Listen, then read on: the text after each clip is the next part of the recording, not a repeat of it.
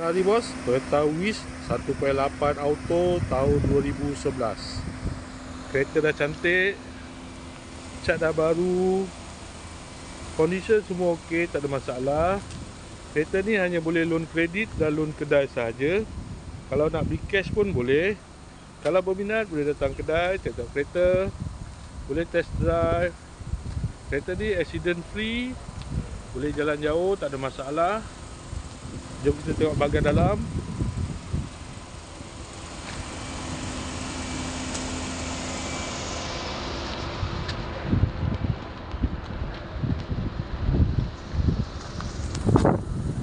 Dalam masih cantik lagi.